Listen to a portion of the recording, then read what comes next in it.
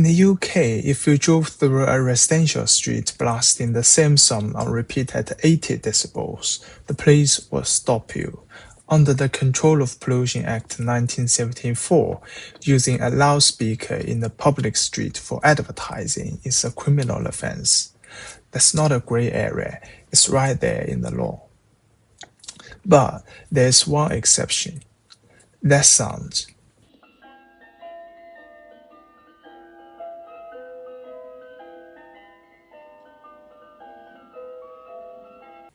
Every single day, ice cream vans across the UK do exactly what would get anyone else arrested, and it's completely legal. That always struck me as odd. Why them specifically? Where did that exemption come from? Why is it always the same song? And why does that song always cut off right before the good part? Let's go through it. Start with the most basic question. How do they get a legal pass? The answer goes back to 1954. Before that, ice cream vendors used horns and bells to let people know they were nearby. The police started handing out fines. It was too loud, too disruptive. In 1950, one vendor was actually taken to court just for sounding his horn on a summer evening. Then in April 1952, a woman in Sheffield named Rose Manfredi did something clever.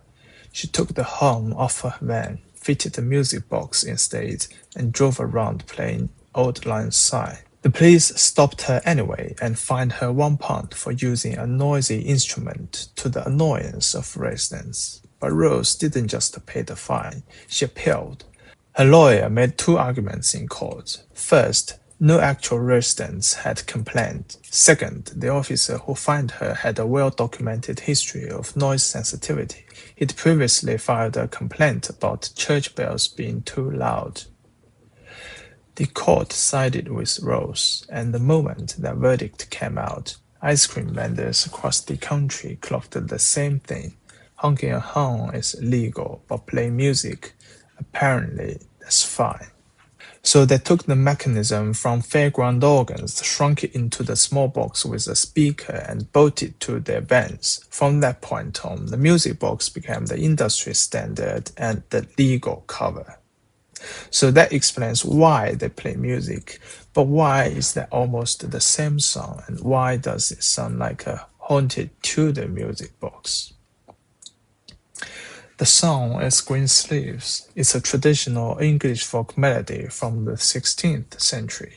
Legend has it Henry VIII wrote it for Anne Boleyn, though historians largely consider that a myth.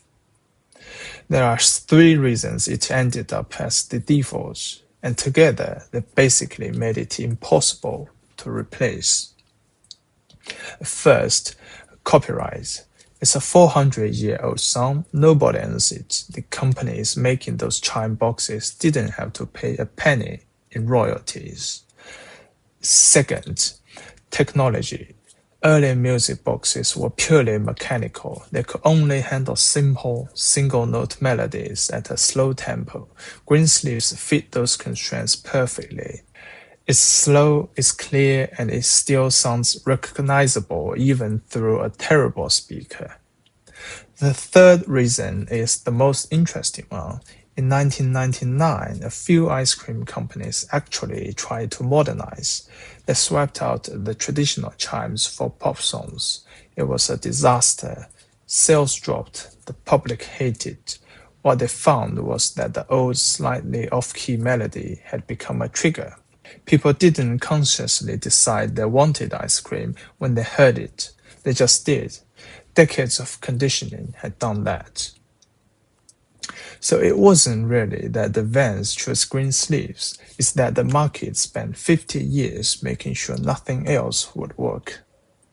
Now for the most absurd part, even though the vans had carved out this legal space for themselves, the government actually stepped in.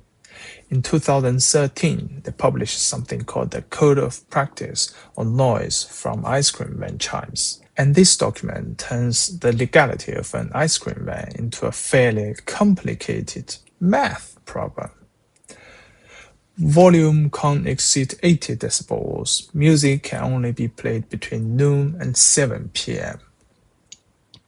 But this is the one that explains everything. The chimes cannot be played for longer than 12 seconds at a time. Have you ever noticed that the music starts, builds up, and then just stops right before the melody resolves? That's not a mechanical fault. It's because playing a 13th second is a noise violation.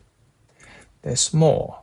They can't play it more than once every 2 minutes. They can't play it if another ice cream van is within sight, and they can't play it within 50 meters of a school during school hours, a hospital, or a place of worship on a Sunday.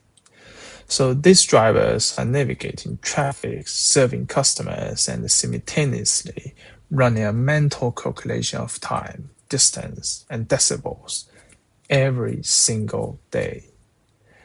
So that's the full picture, a court ruling from 1952, a few very practical decisions about copyright and technology, and a government document that regulates the whole thing down to the second. That's what produces the sound outside your window every summer afternoon. Some London boroughs have already started banning them outright, noise complaints, but also emissions, since the soft-serve machines need a diesel engine running the whole time the van is parked. It's possible that in a few years this sound just disappears. Anyway, do you think it should stay or go? Let me know in the comments.